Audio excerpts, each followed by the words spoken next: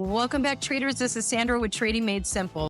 The first step is get the programming in. The second step is identify the trigger trades. The third step, putting those trades on your Excel spreadsheet and learning from them. And so those three steps are pretty dang important. So I want you to actually witness or experience all three steps, right? So what you can do is you can just say, hey, if we break below, at this point, I think it was 594.69, we're going to go short. And then if we break above 597.08, we are going long. Now, why are we doing two trades for one ticker? Where were we at? We're on SPY. Let's just use SPY. We are doing two trades because we don't know what the market's going to do. I'm not here to be wanting you to learn all this technical analysis, fib, identifiers and all of this stuff. I'm telling you, look, we're just doing support and resistance. By the way, the institutions are still using support and resistance along with other indicators for their computers to get in and out of trades, by the way. So I'm just saying, hey, as a simple way,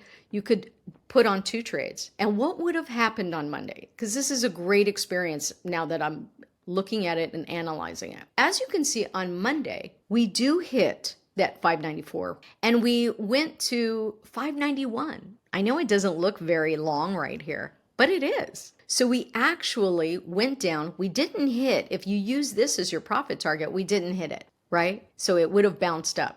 If you used one of your templates and you said, hey, take my profit at 20%, take my profit at 25%, take my stop loss at 25%, right? I give you those templates. Those are little bonus features. You could immediately use that if you're in a hurry. I always did because I was in a hurry. But you could program your support level or you can program a percentage. If you took a percentage on this example, you would have made money on the downside. You would have got your 20%. And then you would have been out of the trade, right, with your take profit. And then what ends up happening on the same day? On the same day, it breaches point of control and goes to the upside. So now guess what? Your call's in play. Your put got triggered. If you had a percentage, you probably would have made it. You didn't make the first target here. So maybe on the other side of that, your stop loss would have been hit, right? Your 25% stop loss. Okay, it was hit and that's a loser. But then what ends up happening? You then breach this little area, and now you're in a trade on the call side. So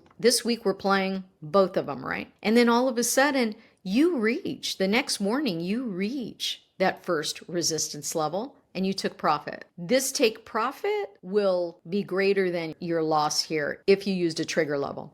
The percentage you would have made money on going down as well as going up. And that is how you can utilize the support and resistance. Now, if you're just on a one-track mind, right, and you're just learning that, I think that's a good description. However, if you are wanting, you've already experienced that, and now you're looking at the indicator a little bit more deeper. So you're looking at this indicator and you're saying, shoot, let's just say you got busy on the weekend and on Monday, and it's Monday night. I missed this call trade. What could I do?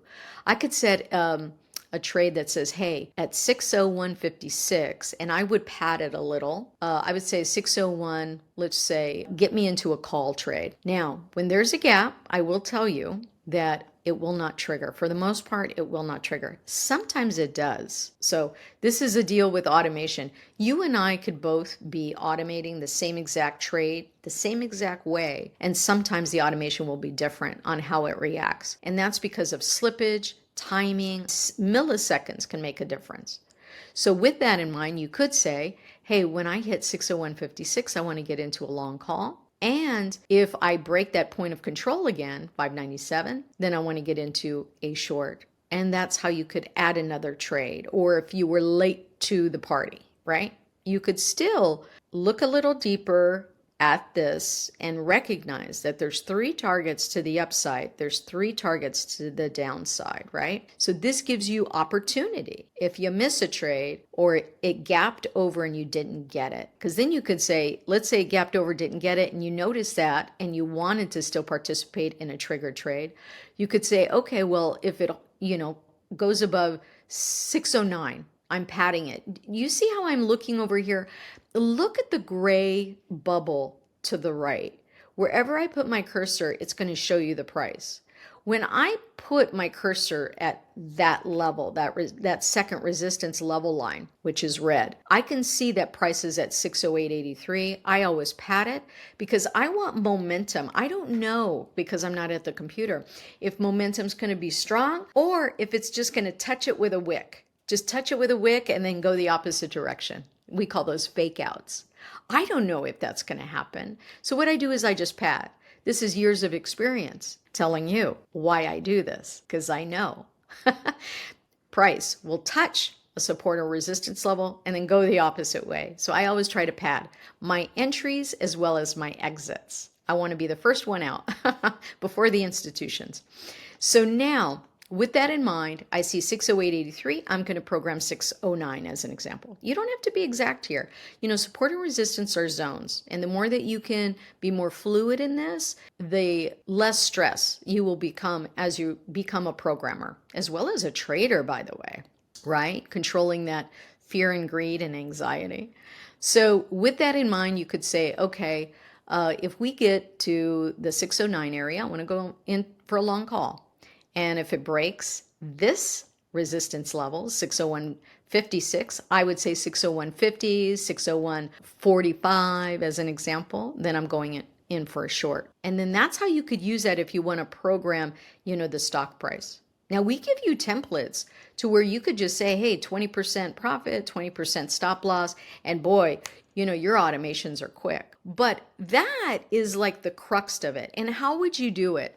Well, I've been talking about SPY, so I'm going to just stay on SPY because we've just analyzed several of those candles. By the way, you can see how we broke through 3 levels. And your platform has the ability, and I give you the template, to do an OCO, right? First trigger is a 2 OCO, a first trigger is a 3 OCO.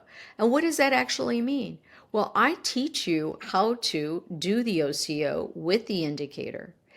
And you could see that you have 3 targets here, 1, 2, and 3. If you saw this and you said, hey, I wanted to go along here, you could use these 2 targets and you could do a first triggers 2 OCO. I give you the template for that. Let me go over here to my trade tab and let me just go 7 days is fine. And let's say I want to do a, at the money call. When I right click and I say buy custom, I don't know, can you guys see the vertical, can you see the drop downs all on the right hand side? Yes or no? Yes.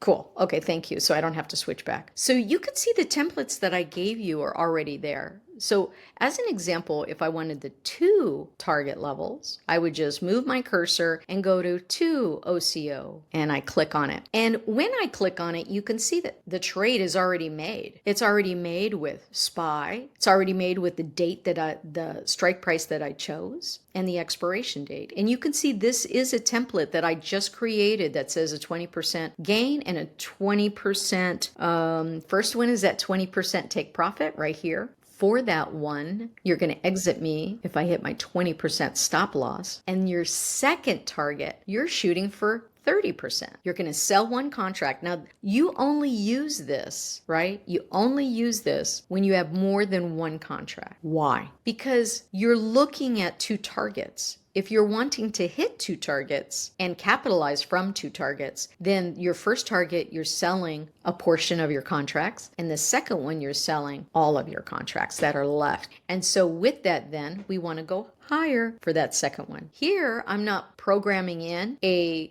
trigger level, right? Here I'm like, I'm busy with the family. Family's here for 4th of July. I just need to get my trades in. You use the templates. That's why we created them for you. And so here you got a 20 or 30. Could you change that? Could you say 25 and 40? Absolutely. You could change it to anything you like to. Or you could use this template and just go into the gear icon and program the trigger level, right? So this is really helpful for those of you that expanded from the first target and now you're really wanting to hit another target with multiple contracts. Now, industry standard is like, okay, your first target, I'm going to take 50% of my position off. So let's say that I bought 6 contracts. Right at the first target, I'm taking 50%, 3 of those contracts off. Why? Because trading in itself with the platform is about probabilities and statistics. I'm I'm just going to let you know. Do you need to know how to do probabilities and statistics? No. Industry standard indicates that if you all have multiple contracts, your first target has a higher probability than hitting the second target.